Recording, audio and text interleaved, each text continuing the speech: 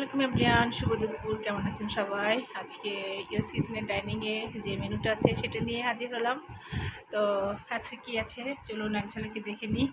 এখানে আছে পেঁপে, আমি একটা দো পেঁয়াজা করেছি।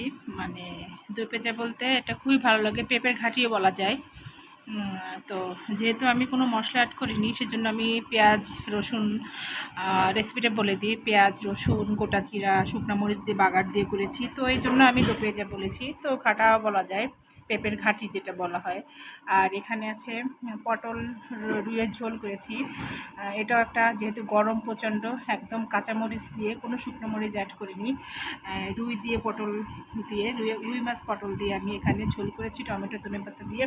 খুবই মজা, হেলদি একটা খাবার। তো এটাই ছিল আজকে ইউএস কিচেনের মেনুতে। কেমন হলো অবশ্যই সবাই জানাবেন। আবার সাদামাটা গরমের দিনের রেসিপি দুপুরের আয়োজনে। তো চেষ্টা করি হেলদি খাবারের জন্য, ট্রাই করি সবসময়ের জন্য। তো ঠিক আছে, সবাই ভালো থাকবেন। ওকে, আল্লাহ হাফেজ।